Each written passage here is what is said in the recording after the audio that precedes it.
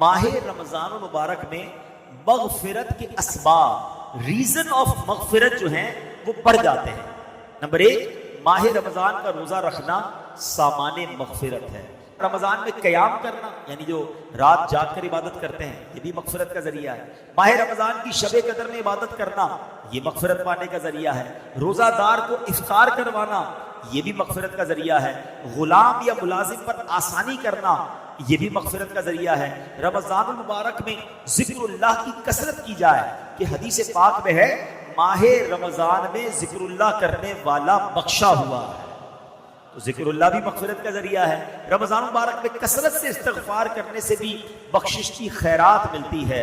اللہ اکبر، ذرا سوچئے، اتنے سارے ریزن، اتنے سارے اسباب ہیں ماہ رمضان میں، یعنی رمضان تو ہمیں بخشوانے آ رہا ہے، ہم پر مہربانی کی جا رہی ہے، ہمیں چانس دیا جا رہا ہے کہ اے میرے گناہگار بندو، وہ مہینہ آنے والا ہے کہ تمہاری بخشش کے لیے ہے، تو ہمیں ماہ رمضان میں خوب عبادت کرنی ہے۔ اے میرے پیارے اسلامی بھائیوں، ماہ رمضان میں اب جب مغفرت کے اسباب ہم نے سنے نا، تو ہم نے کیا کیا کرنا ہے یہ ذرا غور کریں۔ سب سے پہلے تو کام یہ کرنا ہے کہ ماہ رمضان کے آنے سے پہلے ہم پکی سچی توبہ کریں، تاکہ گناہوں سے بالکل پاک اور صاف ہو کر رمضان المبارک کا استقبال کر پائیں۔ ماہ رمضان میں دوسرا کام کیا کریں کہ دن کا روزہ اور رات کا قیام، یعنی تراویح اور نوافل ہرگز نہ چھوڑیں۔ دوسرا کام یہ ٹارگٹ لے لیں۔ تیسرا، نفس امارہ کی خواہشات کو روکنے کی بھرپور کوشش کریں، کیونکہ شیطان تو بند ہوتا ہے لیکن ہماری عادتیں ہمارے ساتھ لگی ہوئی ہوتی ہیں، تو ہمیں اس میں ان عادتوں کی وجہ سے جو گناہ کی عادت ہوتی ہے نا۔ ایک سوال کیا گیا علماء سے کہ حضرت یہ ماہ رمضان میں تو کہا جاتا ہے شیطان بند ہوتا ہے، بندہ پھر گناہ کیوں کرتا ہے، پھر غلط کام کیوں کرتا ہے؟ تو بڑا پیارا علماء نے جواب دیا کہ سائیکل پر پیڈل مارتے رہو تو چلتی رہتی ہے، پھر اس کے بعد بہت سارے پیڈل مار کے روک دو، پھر بھی کافی دیر تک چلتی رہتی ہے۔ فرمایا 11 مہینے شیطان نے اتنے پیڈل چلا دیے ہیں کہ باقی 1 مہینے کی بندے کی گناہوں کی سائیکل ویسی چلتی رہتی ہے، تو سائیکل رکے گی کیسے جب بریک لگاؤ گے؟ تو گناہوں کی عادت پر بریک لگانا ہے رمضان میں۔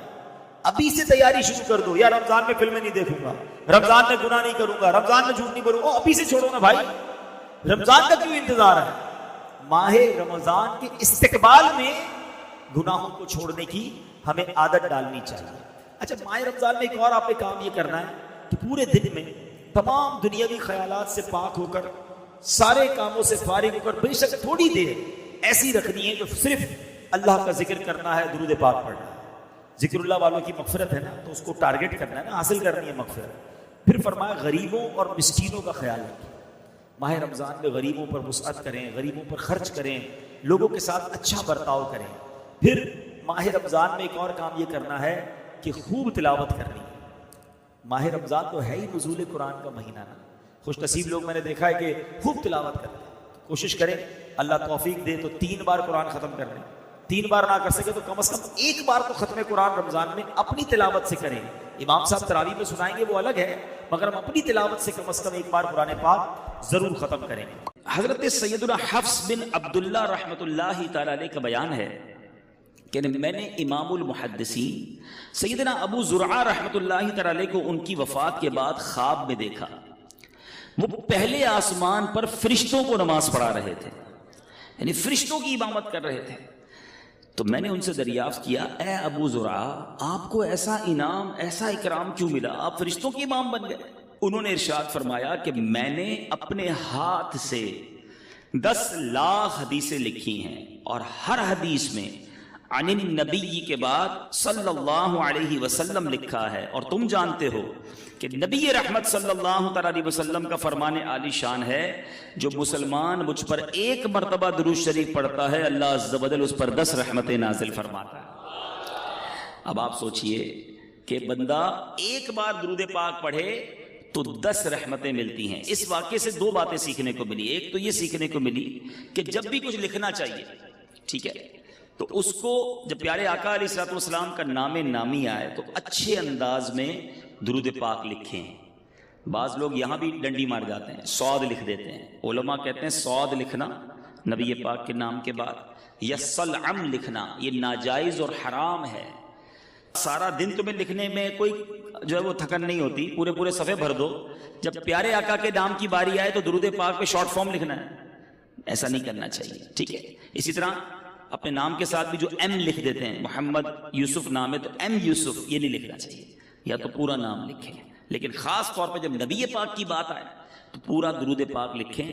اور علماء فرماتے ہیں جب تک وہ درود لکھا رہے گا جب تک لکھنے والے کو ثواب ملتا رہے.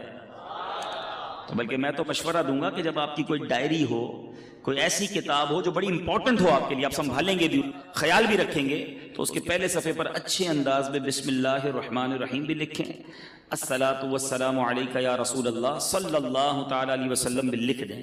یہ جب تک لکھا رہے گا آپ کو ثواب ملتا رہے گا. ہاں اس کا خیال بھی رکھیں. ایک بات. دوسری اس روایت سے کیا سمجھ آئی کہ ایک بار درود پڑھنے پر 10 رحمتیں. ٹھیک ہے، تو یہاں بہت سارے امپلائیز ہیں جو کام کرتے ہیں، بہت سارے ایسے ہیں جو مہمان ہیں. آپ سوچیں ہمارا سارا دن ٹھیک ہے مصروف گزرتا ہے، مگر بہت سارے کام ایسے ہیں جو ہم ہاتھوں سے کر رہے ہوتے ہیں، ہماری زبان فارغ ہوتی ہے. ہم چاہیں تو ہاتھ بھی کام کرتے رہیں اور زبان بھی نیکیاں کماتی رہے. اب جو ڈرائیونگ کر رہا ہے، گاڑی چلا رہا ہے، موٹر سائیکل چلا رہا ہے، زبان تو فارغ ہے نا. کئی بد نصیب گاڑی چلاتے ہوئے گانے گا رہے ہوتے ہیں، موٹر سائیکل چلاتے ہوئے بھی جناب گنگنا رہے ہوتے ہیں. کیا ہی اچھا ہو کہ میں گاڑی بھی چلا رہا ہوں تو زبان اللہ اور اس کے رسول کا نام لیتی رہے. اسکوٹر چلا رہا ہوں تو سارا راستہ درود پڑھتا پڑھتا آ جاؤں. سارے راستے رحمتیں برس رہی ہیں نا. اسکوٹر کا ایکسیڈنٹ ہو جاتا ہے لوگوں کا، معاذ اللہ بعض اوقات گاڑی کا ایکسیڈنٹ ہو جاتا ہے، کبھی کیا پرابلم ہو جاتی ہے. ارے اللہ کے بندے تمہاری زبان درود پڑھتی رہے گی، رحمتیں نازل ہوتی رہیں گی، سفر بھی حفاظت سے گزرے گا. اب آفس میں، فیکٹری میں کام کر رہے ہیں، لیبر ہیں، جو بھی کام کرتے ہیں، اب ہاتھ سے کام کر رہے ہیں، ہاتھ کام کر رہے ہیں، زبان درود پڑھ رہی ہے، اس میں تو حرج نہیں ہے نا. درود کتنا آسان. الصلاۃ والسلام علیک یا رسول اللہ، یہ بھی درود پاک. صلی اللہ تعالی علی محمد صلی اللہ علیہ وسلم، یہ بھی درود پاک. کتنی دیر لگتی ہے؟ تو پڑھتے جائیں نا، رحمتیں لوٹتے جائیں. صبح و شام آپ پر رحمتیں برستی رہیں گی. اللہ نے چاہ بیماریاں دور ہو جائیں گی، پریشانیاں دور ہو جائیں گی. تو نیت کریں. ہمارے بزرگان دین کتنا اللہ کا ذکر اور درود کرتے تھے، زبان کا کتنا پیارا استعمال کرتے تھے. ایک بزرگ کے بارے میں آتا ہے، آپ جدھر سے گزرتے تھے نا، درود پاک پڑھتے پڑھتے گزرتے یا ذکر اللہ کرتے کرتے گزرتے. ایک بار ایک راستے سے گزرے، دوبارہ آئے، دوبارہ اسی راستے سے گزرے. تو کسی نے کہا حضرت ابھی تو گزر کے گئے تھے. فرماتے ہاں گزر کر گیا تھا، مگر اس راستے سے اللہ کا ذکر کرنا بھول گیا تھا. میں چاہتا ہوں میں جس گلی سے گزروں، جس سڑک سے گزروں، اللہ کے ذکر کا اس سڑک کو، اس زمین کو گواہ کرتا ہوا جاؤں. ہم کیا کرتے ہیں؟ ہم اللہ کی زمین کو گناہوں کا گواہ کرتے ہیں. کبھی کدھر جا کر گناہ کرتے ہیں، کبھی کدھر جا کر گناہ کرتے ہیں، کبھی کس ملک میں جا کر گناہ کرتے ہیں، کبھی کس شہر میں جا کے گناہ کرتے ہیں. چھپ چھپ کر گناہ کرتے ہیں، سمجھتے کوئی نہیں دیکھ رہا. یہ زمین گواہی دے گی. یہ زمین قیامت کے دن اپنے رازوں کو اگلے گی. بندہ اس وقت کیا کرے گا جب زمین کہے گی مولا مجھ پر گناہ کیے، اس بندے نے مجھ پر بیٹھ کر شراب پی، مجھ پر بیٹھ کر جھوٹ بولا، میرے اس زمین کے حصے پر بیٹھ کر بدکاری کی، بے حیائی کی. کدھر جائیں گے؟ کتنا خوش نصیب ہے وہ شخص جس کی زمین گواہی دے گی مولا اس نے مجھ پر سجدہ کیا تھا. اے اللہ اس بندے نے اس زمین کے اس ٹکڑے پر کھڑے رہ کر تجھے یاد کیا تھا. اے اللہ یہاں بیٹھ کر تیری بارگاہ میں ہاتھ اٹھا کر آنسو بہائے تھے. اس بندے نے فلاں جگہ بیٹھ کر تیرا ذکر اور تیرے حبیب کا ذکر کیا تھا یا سنا تھا. یہاں بیٹھے تھے اجتماع میں، یہاں بیٹھے تھے بیان کرنے. یہ زمین، جی ہاں جس زمین کے ٹکڑے پر ہم اس وقت بیٹھے ہیں، میرے رب کی رحمت سے امید ہے قیامت کے دن یہ زمین گواہی دے گی کہ اللہ تیرے بندے بیٹھے تھے کام کاج چھوڑ کر، مجھ پر بیٹھے تھے، تیرا اور تیرے حبیب کا ذکر کیا تھا. ایسے گواہ بناؤ نا. اللہ کی زمین کو بزرگان دین کا طریقہ رہا کہ دنیا میں جس ملک یا جس شہر جاتے ادھر جا کر نوافل پڑھا کرتے کہ میری گواہ ہو جاؤ. آپ مسجدوں میں جایا کرتے ہیں، لالچ ہونی چاہیے کہ یار کوئی مسجد نظر آئے عاشقان رسول کی، بندہ کہ یار یہاں جا کے ایک نماز پڑھ لو، 2 رکعت پڑھ لو، یہ مسجد بھی گواہ ہو جائے. مسجد نبوی شریف جاؤ نا، یا مسجد الحرام، مبارک مسجدوں میں جب بھی جاؤ، مسجد قباء جاؤ، اللہ آپ کو بار بار جانا نصیب کرے. جب ادھر جاؤ نا، جگہ بدل بدل کے نفل پڑھتے رہا کرو، نفل پڑھتے رہا کرو. کوشش کرو کہ ہر پلر پر 2 رکعت نفل پڑھ لوں. تو مسجد نبوی کا ہر ستون قیامت کے دن گواہی دے گا مولا اس بندے نے میرے پاس آ کر تجھے سجدہ کیا تھا. یہ وہ لالچ ہے جو مجھے اور آپ کو ہونی چاہیے نا. لوگ کہتے ہیں فلاں ملک چلتے ہیں، کیوں؟ ادھر عیاشی کریں گے. یار فلاں ملک میں بڑا مزہ آتا ہے، وہاں بڑی انجوائمنٹ، وہاں بڑی بے حیائی. سوچو تم جگہ جگہ جا کر اپنے گناہ کا گواہ کر رہے ہو. اللہ کے بندے کتنا ذکر کرتے، ان کو اپنے وقت کی قدر تھی. سیدنا جنید بغدادی رحمت اللہ تعالی علیہ، کتنا بڑا نام ہے. آپ کے بارے میں آتا ہے کہ آپ اتنا اللہ کا ذکر کرتے، آپ کی زبان ہر وقت ذکر الہی سے تر رہتی. تو ایک بار آپ نائی کے پاس گئے مونچھیں ترشوانے. نائی کہتا ہے حضور خاموش ہو جائیے تھوڑی دیر، آپ پڑھے جا رہے ہیں، اب میں نے مونچھیں کاٹی تو آپ کے ہونٹ کو کٹ لگ جائے گا، ہونٹ کو زخم لگ سکتا ہے. آپ فرماتے ہیں تم اپنا کام جاری رکھو، میں اللہ کا ذکر نہیں چھوڑ سکتا. ہونٹ کٹتے ہیں تو کٹ جائیں، میں اللہ کا ذکر کرتا رہوں گا. ایک لمحہ ان کے لیے قیمتی تھا نا. وہ جانتے تھے کہ سب کو دنیا سے جانا ہے، اور جانے سے پہلے بہت ساری نیکیاں جمع کر لوں میں، یہ ذہن تھا. ہم کہتے ہیں یار سیزن لگا ہوا ہے، زیادہ سے زیادہ کما لو. اوور ٹائم کا ٹائم آیا ہے، سیٹ نے بولا ہے جتنا اوور ٹائم لگاؤ گے اتنے پیسے زیادہ دوں گا، محنت کرو پیسے کما لو. ہم اوور ٹائم، ہم دنیا کے پیچھے پڑے ہوئے ہیں. میں نہیں کہتا نوکری نہ کرو، میں نہیں کہتا رزق حلال نہ کماؤ، کمائیے، مگر مجھے ایک بات کا جواب چاہیے. میں دنیا کے لیے تو محنت کر رہا ہوں، کیا آخرت کے لیے مجھے الگ ٹائم ملے گا، ایکسٹرا ٹائم ملے گا؟ گھر پہ کوئی نوٹس آئے گا کہ جناب اب آپ کی دنیا میں 3 مہینے رہ گئے، اب آخرت کی تیاری کر لیجیے. ایسا نہیں ہوتا. اچانک سڈنلی صبح گھر سے زندہ نکلتا ہے اور شام جنازہ گھر پہ آتا ہے. ایسا نہیں ہوتا؟ آپ کے سامنے بھی ہوتا ہے نا. اب بتاؤ جو صبح سے شام ایک ہی ذہن لے کر بیٹھا ہے، دنیا دنیا مال، اس کی آخرت کب بہتر کرے گا وہ؟ تو پلیز سمجھیے اس بات کو. دنیا میں رہ کر ہی مجھے اور آپ کو اپنی آخرت بنانی ہے. دیر از نو ایکسٹرا ٹائم. الگ سے کوئی پورشن نہیں ہے کہ 24 گھنٹے تمہاری فیملی، تمہاری کاروبار، نوکری کے لیے اگلے 12 گھنٹے ایکسٹرا دیے جا رہے ہیں آخرت کے لیے. نہیں، انہی ڈبل 12 گھنٹوں میں سے مجھے قبر روشن کرنی ہے. اسی وقت میں مجھے اپنی آخرت کے لیے بھی خزانہ جمع کرنا ہے. جس بندے کو اوور ٹائم کی فکر ہے، اس کو آخرت میں زیادہ اعمال لے جانے کی فکر کیوں نہیں ہے؟ سمجھو میری بات کو.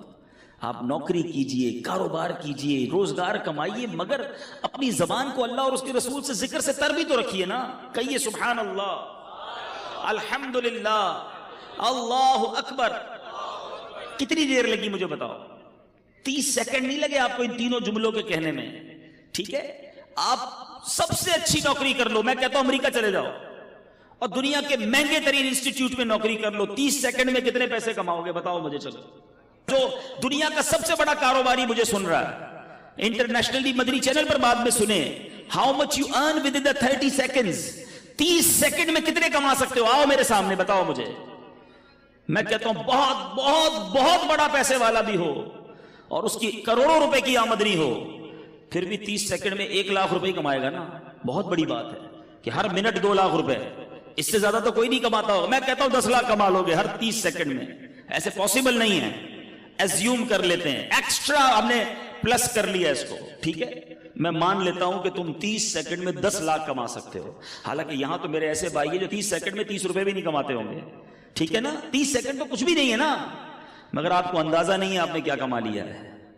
کیا کہا آپ نے؟ دوبارہ کہو سبحان اللہ. کیا کہا آپ نے؟ الحمدللہ. پھر کیا کہا تھا؟ اللہ اکبر. مبارک ہو تمہیں. دنیا کے پیچھے کیوں بھاگوں میں؟ یہ دنیا والے دیتے کیا ہیں؟ سنو میرا رب کیا دیتا ہے، رب کے حبیب کے سچے وعدے کیا دیتے ہیں.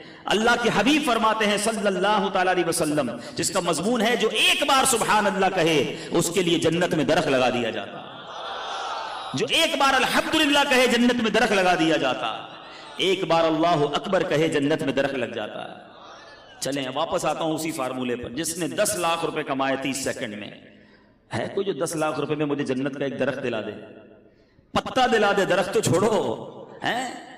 تمہارے کروڑوں روپے جمع ہو جائیں تو جنت میں داخل بھی نہیں ہو سکتے. مگر اللہ کے نبی کے سچے وعدے ہیں. میں مسلمان ہوں نا، مجھے اپنے نبی کے ہر بات پر یقین ہونا چاہیے. اللہ کے حبیب نے فرمایا ہے ایک بار سبحان اللہ کہو جنت میں درخت لگ جاتا ہے. اب سوچو یار کتنا آسان ہے نیکیاں کمانا. تو کریے نا کام، کریے نوکری، لیکن زبان تو سبحان اللہ کہتی رہے نا، زبان تو الحمدللہ کہتی رہے، درود پڑھتی رہے. کیوں میں وقت ضائع کروں؟ ہماری زبان غیبتیں کر رہی ہے، ہماری زبان گالیاں دے رہی ہے، ہماری زبان جھوٹ بول رہی ہے، ہماری زبان مسلمانوں کا دل توڑ رہی ہے. آپ سوچو نا یہ زبان کتنی بڑی نعمت ہے. ارے اس زبان سے بندہ روزانہ لاکھوں کروڑوں نیکیاں کما سکتا ہے، مگر کتنا بدنصیب ہے وہ مسلمان جو اسی زبان سے نیکیاں تو درکنار سارا دن گناہ کما رہا ہے، گالیاں دے کر، جھوٹ بول کر، گندی باتیں کر کے، بے پردہ بے حیا لڑکیوں سے دوستیاں لگا کر، ساری ساری رات فون پہ بات کر کے کیا کر رہے ہو آپ؟ سوچو اللہ کو کیا جواب دو گے؟ مرنا ہم سب نے۔ میں بات جو کر رہا ہوں اللہ کرے میری بات آپ سمجھیں کہ ہمارے پاس ایکسٹرا ٹائم نہیں ہوگا۔ میں کل ایک ایسی شخصیت سے، ایسے بندے سے مل کے آیا ہوں جس نے مجھے اداس کر دیا۔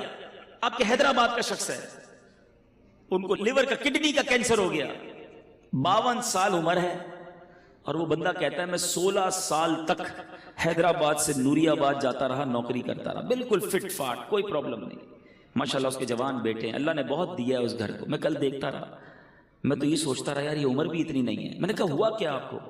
کہتے کچھ بھی نہیں تھا مجھے، رمضان میں مجھے کڈنی میں یہاں درد ہوتا رہا، ڈاکٹرز کو دکھایا، ٹیسٹ کرائے، ڈاکٹر کہتے ہیں کینسر کا آخری سٹیج ہے۔ میں سوچتا رہا یار کتنی پلاننگ، کتنے ارادے، یہ کروں گا تو بچوں کی شادی۔ اب اس بندے سے کھڑا نہیں ہوا جا رہا تھا۔ رمضان اور ابھی کتنے مہینے ہوئے ہیں؟ 6 مہینے تقریباً، 6 مہینے میں ختم ہو گیا وہ بندہ۔ اللہ سے پھر دعا کرتا ہوں اللہ اسے شفا عطا فرمائے، مگر مجھے ہلا گیا وہ شخص، میں سوچتا رہ گیا۔ اللہ کی رحمت سے میں نے اکیلے میں اس کو بٹھا کر پھر کلمہ پڑھایا، توبہ، کیونکہ مجھے بڑا ڈر لگ رہا تھا۔ اللہ اس کو ہمت دے، طاقت دے، اس کو شفا کاملہ دے، مگر ودن 6 مہینے دنیا ختم ہو گئی نا۔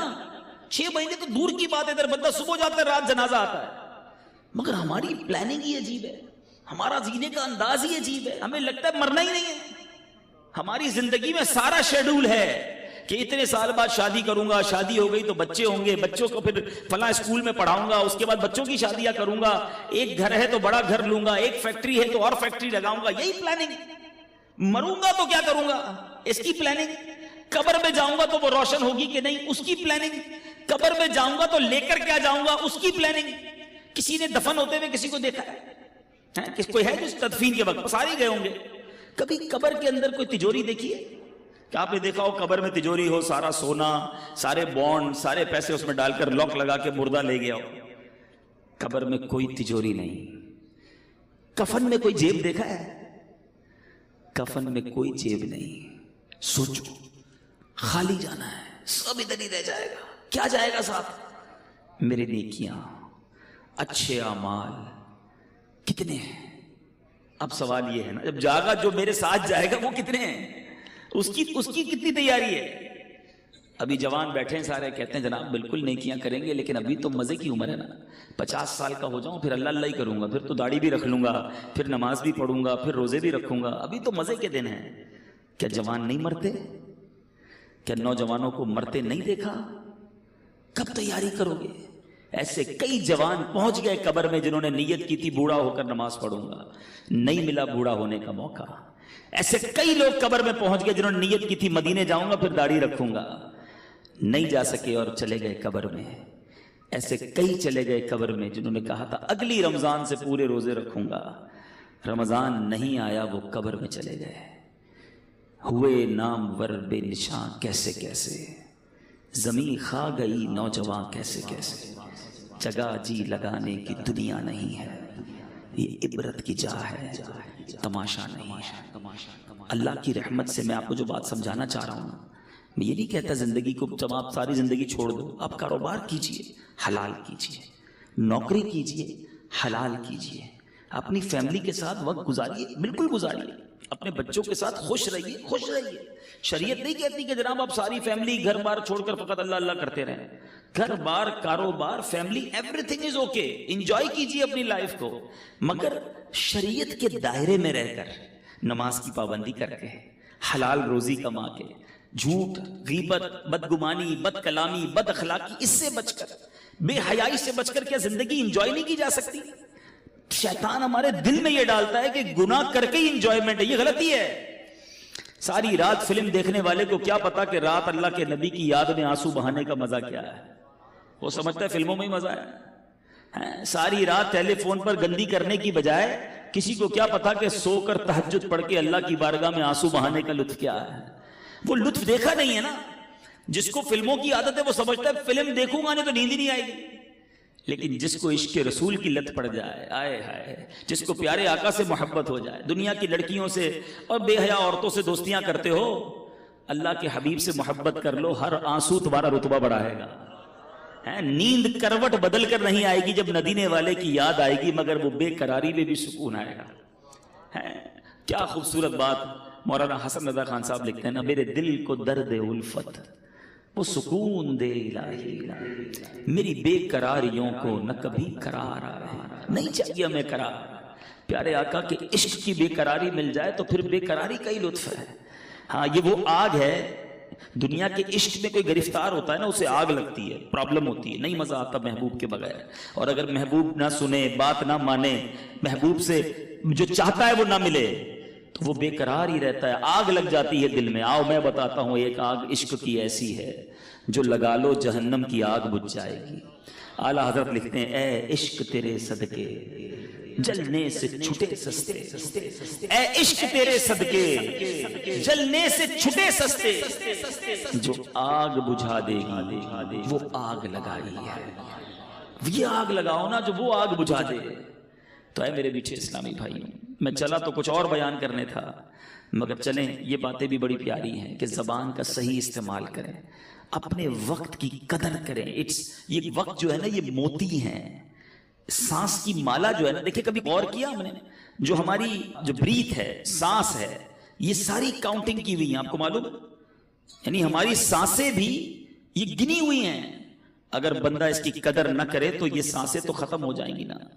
اے میرے میٹھے اسلامی بھائیوں، ایک ایک سانس کاؤنٹڈ ہے. میں نے آپ سے گفتگو کے دوران بہت ساری سانسیں لے لی ہیں اور آپ نے بہت ساری سانسیں لے لی ہیں. یہ اتنی سانسیں میری ختم ہو گئیں، اب نہیں پتا کتنی باقی ہیں. ہم سب کا موت کا وقت مقرر ہے، ڈیسائیڈڈ ہے، ہمیں نہیں پتا. اچھا پتہ ہے موت کا وقت بھی مقرر ہے اور موت کی جگہ بھی مقرر ہے. بندہ کسی نہ کسی بہانے سے ادھر پہنچتا ہے. آپ نے دیکھا ہوگا نہیں چاہتے جاتے بھی کسی کی گاڑی میں بیٹھ جاتا ہے، یا اچانک کسی گاڑی سے اتر جاتا ہے. جو اتر جاتا ہے وہ بچ جاتا ہے، جو بیٹھ جاتا ہے وہ چلا جاتا ہے. سنا ہوگا نا، کیا تھا؟ وقت مقرر تھا. جو اتر گیا اس کا ٹائم نہیں آیا تھا.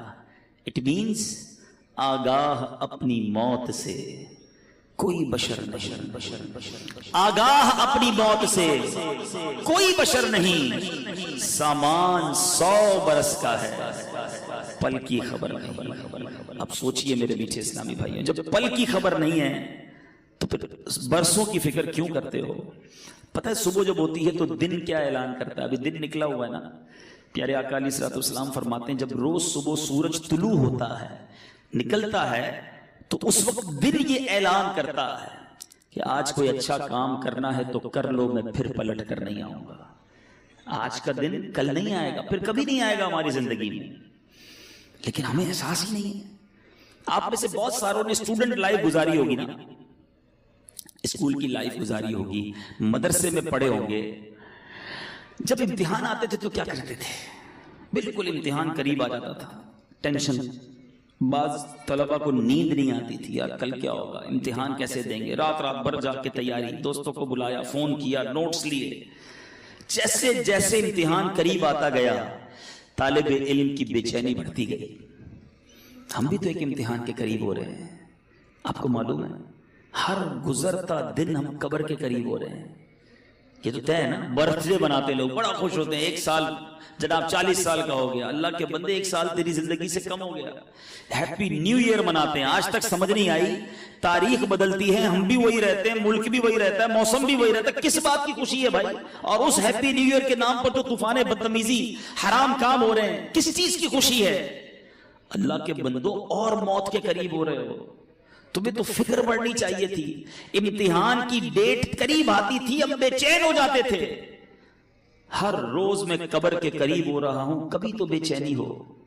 ایک بار ایک باپ اور بیٹا سوئے ہوئے تھے. بیٹا رات کو اٹھ گیا، رات کو اٹھ کر رونے لگا.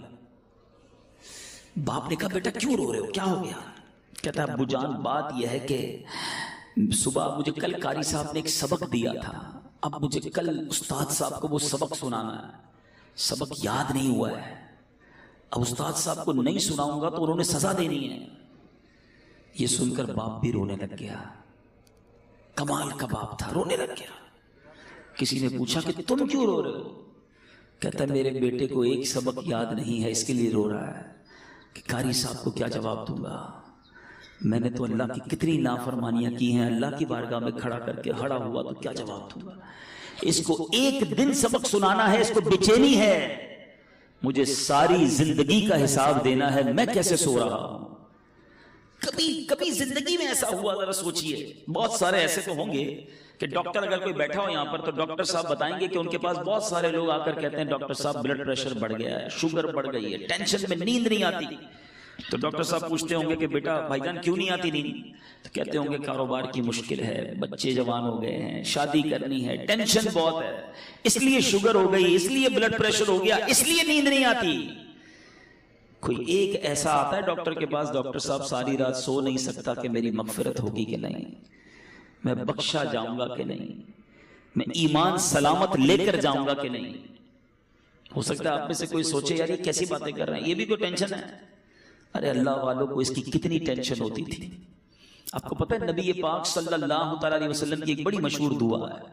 آقا تو بخشے بخشائے ہیں نا, ان کے صدقے ہم بخشے جائیں گے, مگر نبی پاک کی دعا سنو, یا مقلب القلوب ثبت قلبی علی دینک, اے دلوں کو پھیرنے والے اپنے دین پر مجھے ثابت قدمی عطا کر.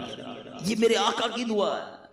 ہم نے کبھی دعا کی یا اللہ ایمان سلامت رکھیو, یا اللہ موت میں مروں تو ایمان کے ساتھ جاؤں, مجھے لمحہ بھر جہنم میں نہ ڈالنا. بہت سارے غوث پاک کے چاہنے والے بیٹھے ہوں گے. قادریوں سنو, پیران پیر دستگیر سیدی غوث اعظم کیا فرماتے. عید کا دن تھا, لوگ خوشیاں منا رہے تھے. نیو ایئر منانے والوں سنو, برتھ ڈے پر ناچنے والوں سنو, غوث پاک کہتے ہیں آج عید کا دن ہے, عید کا دن ہے. عبد القادر کے لیے عید کا دن وہ ہوگا جب اپنا ایمان سلامت لے کر دنیا سے جائے گا.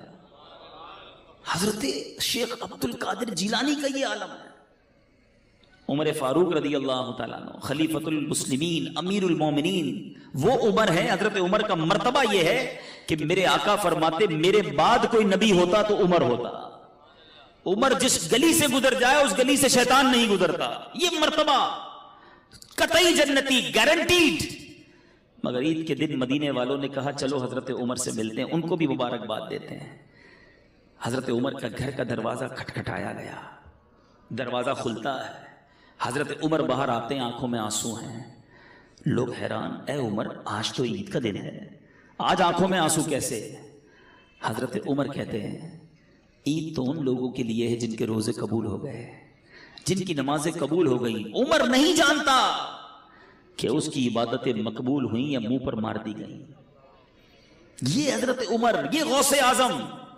میں اور آپ تو گناہوں کے انبار ہیں سر پر, مگر کوئی شرمندگی نہیں ہے, کوئی ٹینشن نہیں ہے, کوئی دعا نہیں ہے, کوئی جس کو کہیں جھرجھری آ جائے کہ یار بنے گا کیا میرا. مزے ہیں, گل چھڑنے ہیں, پلاننگز ہیں, آج کدھر گھومنے چلنا ہے, سنڈے کو کدھر چلنا ہے, آؤٹنگ کدھر کرنی ہے, چھٹیوں میں کیا کرنا ہے. پورے دن میں نماز پڑھنی ہے کہ نہیں, اس کی کوئی پلاننگ نہیں. سوچئے, خدا کے واسطے سوچئے. ہم سب کو مرنا ہے, یہ وہ حقیقت ہے جس سے انکار نہیں کیا جا سکتا. موت ایک ایسی حقیقت ہے کہ دنیا کا ہر مذہب, دنیا کی ہر قوم اس کو مانتی ہے کہ مرنا پڑے گا. کسی کو اس سے کوئی جس کو کہیں فرار نہیں ہے. میں آج بیان کے آخر میں آپ کو سرور کائنات علیہ الصلوۃ والسلام کی ایک حدیث سنانا چاہتا ہوں. یقین کریں میرے آقا کے سارے ہی فرمان بڑے نرالے ہیں, بڑے پیارے ہیں, ایک ایک لفظ موتی کی مانند ہے. وہ کہتے ہیں نا کوزے میں دریا کو بند کر دینا, میرے آقا تو پورا سمندر بند فرما دیتے. سنو نبی پاک کی حدیث, چند لائنیں ہیں مگر زندگی کا اصول بیان کر دیا. آقا فرماتے ہیں اغتنم خمسن قبل خمسن, 5 چیزوں کو 5 چیزوں سے پہلے غنیمت جانا.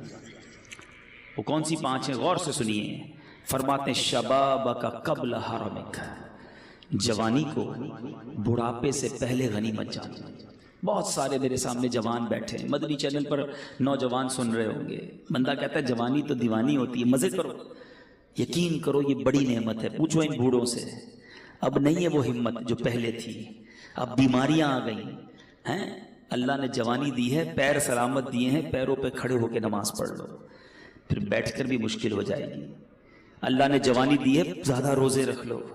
اللہ نے جوانی دی ہے، اس جوانی میں خوب دین کی خدمت کر لو۔ بوڑھے کہتے ہیں ہم کو کہ یار ہم بھی اب ہمت نہیں رہی، ورنہ ہم بھی مدنی قافلوں میں جاتے رہے، ہم بھی آپ کے ساتھ دین کی خدمت کرتے، اب تو جناب تھک جاتے ہیں۔ اے جوانوں، اس دن سے پہلے عبادت کر لو جب یہ اعضاء ساتھ دینا چھوڑ دیں۔ ملتے ہیں لوگ کہتے ہیں پیروں میں ہمت نہیں، تراویح نہیں پڑی جاتی۔ جب ہمت تھی تو کیوں نہیں پڑی؟ اے میرے جوانوں سنو، یہ جوانی عیاشی کے لیے نہیں، اللہ کی نافرمانی کے لیے نہیں دی گئی۔ جوانی کی جو توبہ ہے نا، یہ ولیوں کا پیشہ ہے، ولیوں کا طریقہ، انبیاء کا طریقہ۔ مفتی اعظم ہند مصطفی رضا خان صاحب نوری، جو اعلیٰ حضرت کے بیٹے ہیں، شہزادے ہیں، فرماتے ہیں کہ ریاضت کے یہی دن ہیں، بڑھاپے میں کہاں ہمت۔ ریاضت کے یہی دن ہیں، بڑھاپے میں کہاں ہمت۔ جو کچھ کرنا ہے اب کر لو، ابھی نوری جوان تم ہو، ابھی کر لو۔ لیکن لوگ اسی جوانی میں اللہ کو ناراض کرتے ہیں۔ اے میرے میٹھے اسلامی بھائیوں، ایک بزرگ کے بارے میں آتا ہے، ان کی عمر 100 سال کے قریب ہو گئی، ان کی آنکھیں بھی صحیح تھیں، کان بھی صحیح، زبان بھی ٹھیک، سارے اعضاء سلامت۔ کسی نے کہا حضرت یہ کیسے 100 سال میں تو بندہ ڈھل جاتا ہے؟ بڑی کمال کی بات کہی انہوں نے۔ فرماتے جوانی میں میں نے اپنے یہ اعضاء رب کی نافرمانی میں نہیں گزارے، اللہ نے بڑھاپے میں میرے اعضاء کو حفاظت سے رکھا ہے۔ یہ آنکھیں حرام میں نہیں دکھائی تھی میں نے، یہ کان حرام میں نہیں سنے، اللہ نے بڑھاپے میں بھی یہ چیزیں میری سلامت رکھی۔ اگر بڑھاپا اچھا چاہتے ہو نا تو جوانی میں اللہ کو یاد رکھو۔ جوانی میں رب کو ناراض کرو گے، بڑھاپے میں کچھ بھی نہیں بچنا۔ اول تو بڑھاپا آئے گا نہیں آئے گا اس کی گارنٹی نہیں ہے۔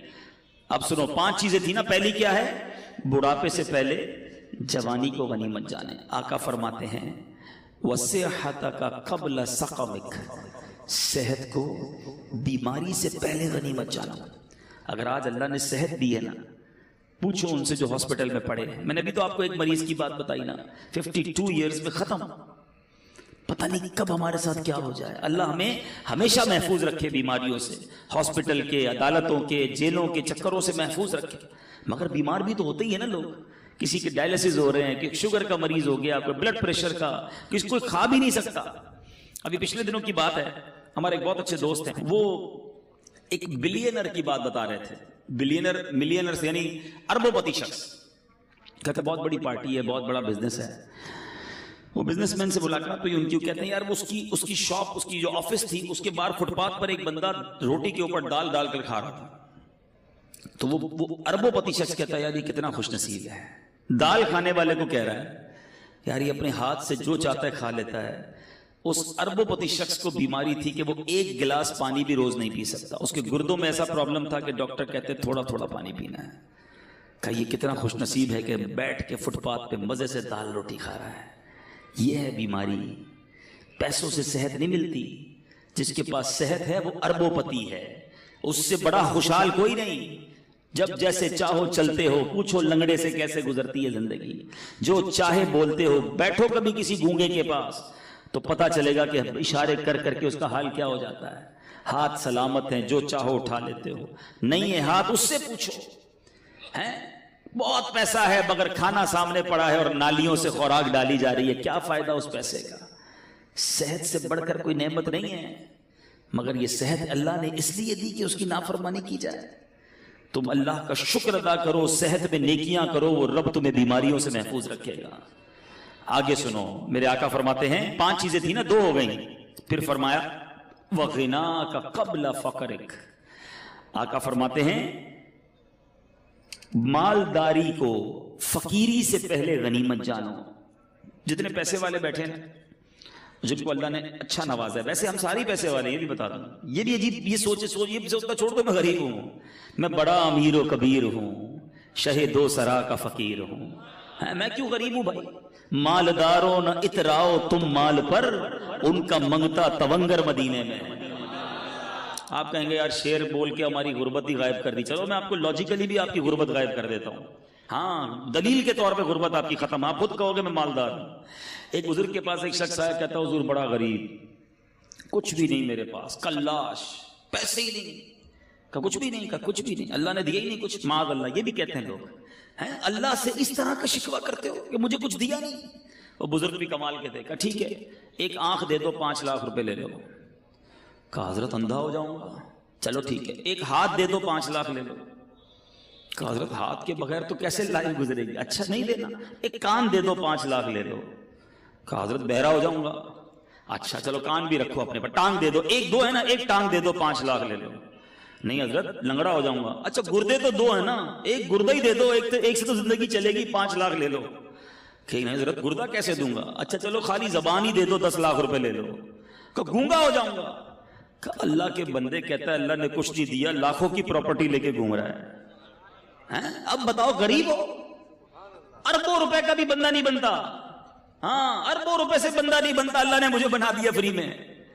پھر بولتے ہو غریب ہوں. اللہ کا ہر حال میں شکر ادا کرو. لیکن جس کے پاس پیسے ہیں نا وہ بھی غنیمت جانے. آقا فرماتے ہیں وَغِنَاكَ قَبْلَ فَقْرِكَ. اپنی غنا کو اپنی امیری کو فقیری سے پہلے غنیمت جانو. آپ سب بیٹھے یہ بزرگ بیٹھے سفید داڑھیوں والے پوچھو ان سے. انہوں نے کئی امیروں کو دیکھا ہوگا جو غریب ہو گئے. زیرو ہو جاتا ہے بندہ اچانک چکر گھومتا ہے. اور ان امیروں کو بھی ہم نے دیکھا وہ سر پکڑ کے کہتے ہیں یار بڑا پیسہ تھا اس زمانے میں کاش مسجد بنا لیتا کاش اس کو پیسہ اللہ کی راہ میں دیتا میں خوب دین کا کام کرتا. بھائی ابھی کر لو نا جس کے پاس ہے. یہ شیطان ہے جو تمہیں کہتا ہے ابھی اگلا کاروبار سیٹ ہو جائے پھر اللہ کی راہ میں دوں گا. کئی لوگوں نے کئی سالوں کی زکات روکی ہوتی ہے. معاذ اللہ حرام جہنم میں لے جانے والا کام. آپ گناہگار ہو رہے ہیں. بندہ کہتا ہے یار ابھی نکالوں گا تو بہت پیسے نکل جائیں گے بس فیکٹری لگا لوں پھر 2 سال کی ایک ساتھ نکال دوں گا. اچانک کوئی پرابلم آتی ہے بندہ خود زکات لینے والا بن جاتا ہے. نہ کرو ایسا. جس کو اللہ نے دیا ہے جمع کروا دو. یہ جملہ یاد رکھنا جو میں کہہ رہا ہوں. اپنے ہی اکاؤنٹ میں جمع کروا دو. آپ یہاں کمیٹی ڈالی جاتی ہے حیدرآباد میں BC ہم کمیٹی بھی کہتے ہیں. ایسا کیوں ڈالتے ہو یار تھوڑے تھوڑے جمع ہو جائیں گے کبھی بچوں کی شادی میں کسی کام میں کام آئیں گے. ایسا ہی ہے یہ جو اللہ کی راہ میں خرچ کرنا ہے نا یہ مدنی کمیٹی ہے. ہاں جمع کرواتے جاؤ آخرت میں ملٹی پلائی ہو کر ملیں گے. اور یہ میں نہیں کہہ رہا حدیث قدسی سناتا ہوں. اللہ کے حبیب فرماتے ہیں کہ رب ارشاد فرماتا ہے. اس کا مضمون یہ ہے اے ابن آدم سنو الفاظ سننا ایمان تازہ ہو جائے گا. ادھر ادھر کی انشورنس کرانے والوں سنو. اللہ فرماتا ہے اے ابن آدم اپنا مال میرے پاس جمع کروا دے. اللہ فرما رہا ہے مال بھی اللہ کا ہے پھر بھی فرماتا ہے تیرا مال میرے پاس جمع کروا دے. نہ جلے گا نہ ڈوبے گا نہ کم ہوگا.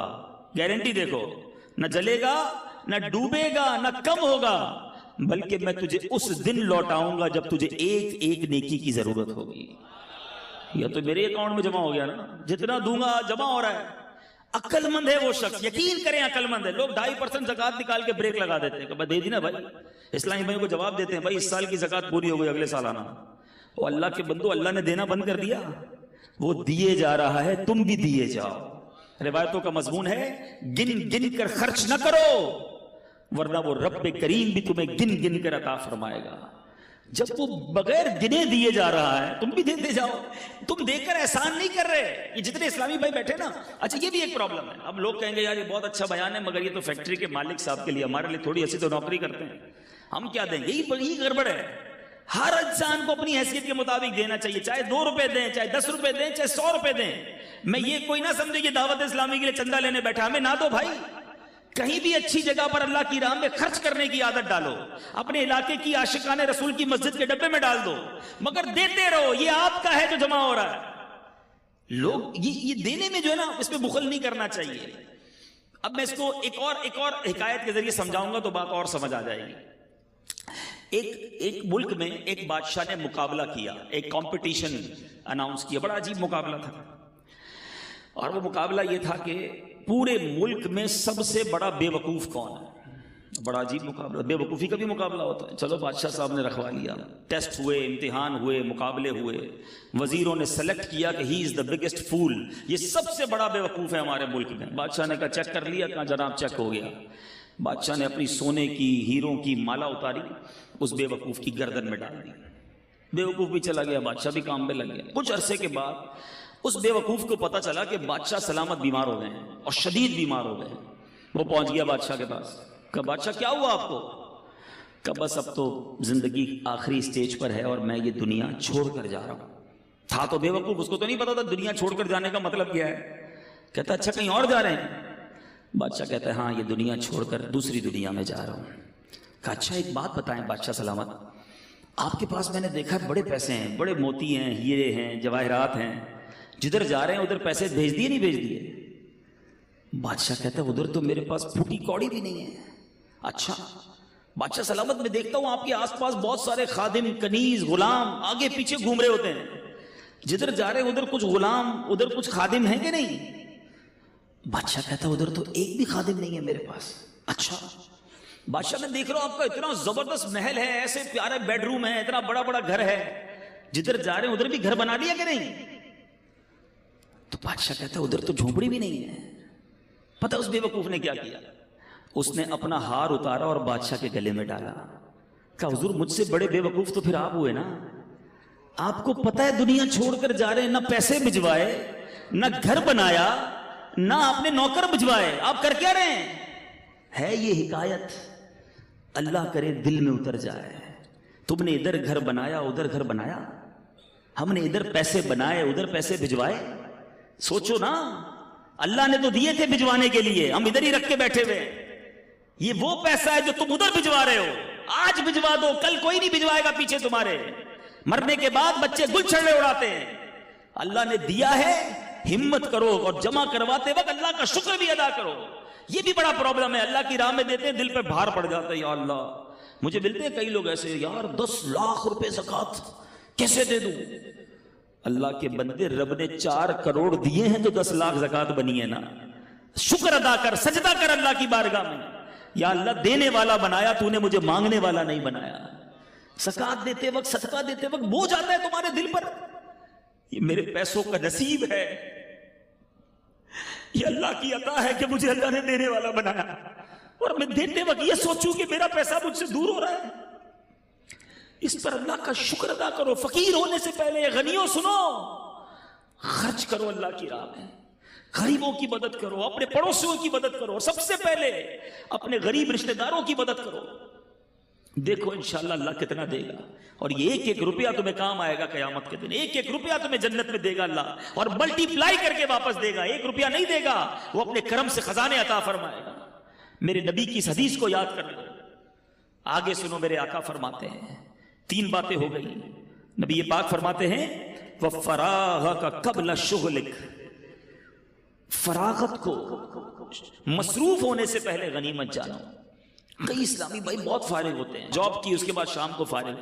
آپ کیا کرتے ہیں شام کو؟ کچھ بھی نہیں کرتا. اور اللہ کے بندے, کچھ قرآن پڑھ لو, کچھ تفسیر پڑھ لو, قرآن صحیح پڑھنا سیکھ لو, علم دین حاصل کر لو. اس فراغت کے ٹائم کو کچھ آخرت کے لیے خرچ کر لو.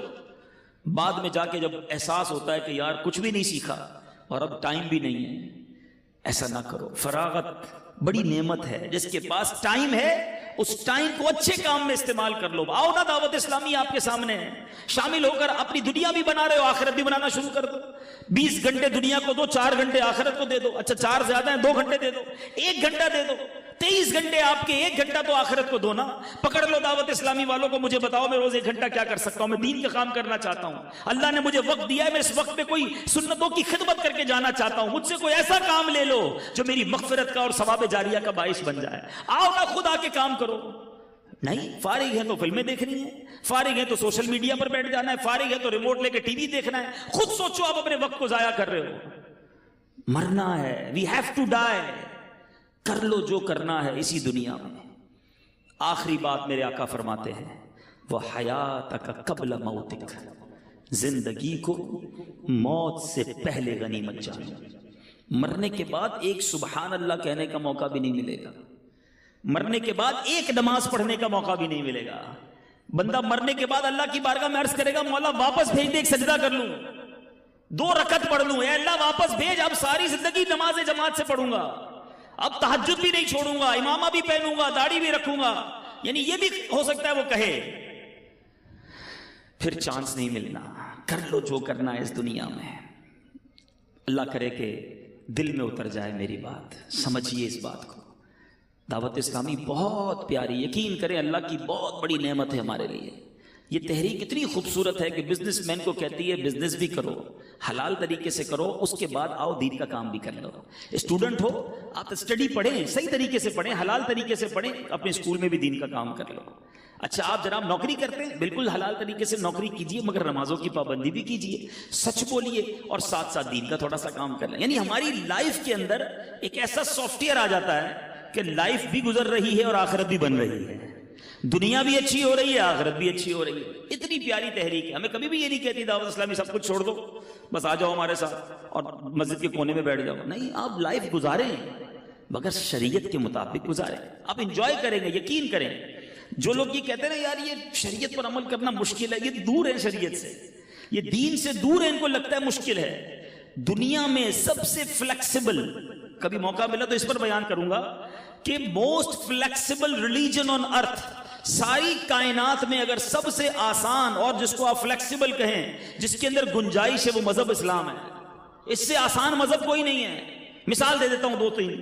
آپ بیمار ہیں، کھڑے ہو کے نماز نہیں پڑھ سکتے، بیٹھ کے پڑھ لیں، بیٹھ کے نہیں پڑھ سکتے لیٹ کے پڑھ لیں، پانی نہیں ہے تو تیمم کر لیں، سفر میں ہے تو روزے بھی اللہ نے معاف کر دیے بعد میں رکھ لیں، سفر میں ہے تو قصر کر لیں نماز کو، پٹی لگی ہوئی ہے تو ڈاکٹر نے منع کیا ہے، نقصان ہے، اس پٹی کے اوپر آپ مسح کر لیں۔ ایوری تھنگ کا سولوشن ہے۔ جو پرابلم ہے، پیسے ہیں تو زکوٰۃ دینی ہے، قربانی کے پیسے نہیں ہے تو قربانی بھی نہیں کرنی ہے، پیسے ہیں تو حج کرنا ہے۔ یعنی اتنی آسانیاں ہیں مذہب میں، دور رہنے والا سوچ رہا ہوتا کہ نہیں جناب بڑا مشکل ہے، اسلام سے آسان مذہب اور کوئی نہیں ہے، بلکہ دین فطرت ہے۔ اسلام پر عمل کرے تو صحیح زندگی گزرتی ہے، غلط گزر رہی ہوتی ہے جب اسلام سے دور ہوتے ہیں۔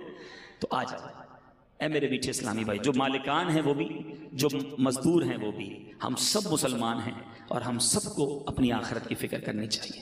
اللہ تعالیٰ آج جو بیان ہوا ہم نے سنا، اس پر عمل کرنے کی توفیق عطا فرمائے۔ اب پکی سچی پہلی نیت تو یہ کرنی ہے کہ آج کے بعد ہماری کوئی نماز قضا نہیں ہوگی۔ ایسا نہیں، ایسا نعرہ بلند کریں کہ شیطان ادھر سے بھاگ جائے، آج کے بعد ہماری کوئی نماز قضا نہیں ہوگی۔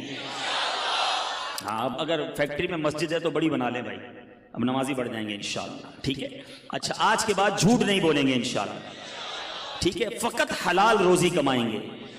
ہاں یاد رکھنا، حرام نہیں، اللہ حلال میں تمہیں برکت دے دے گا۔ جھوٹ بول کر جاب پر آنا، تاخیر سے آ کر بہانے بنانا، جھوٹی حاضری لگانا، سیٹ کو بنا لو گے، کیا کرے گا سیٹ؟ کچھ بھی نہیں کر سکتا ہے۔ اپنے سپروائزر کو ٹوسٹ کر لو گے، سپروائزر سے سیٹنگ بنا لو گے، مگر یہ چند سکے چند روپے جہنم کے انگارے نہ بن جائیں۔ حلال کماؤ، اللہ اس تھوڑے میں بھی تمہیں برکت دے دے گا، بیماریاں نہیں ہوں گی، پریشانیاں نہیں ہوں گی، آسانیاں ہو جائیں گی۔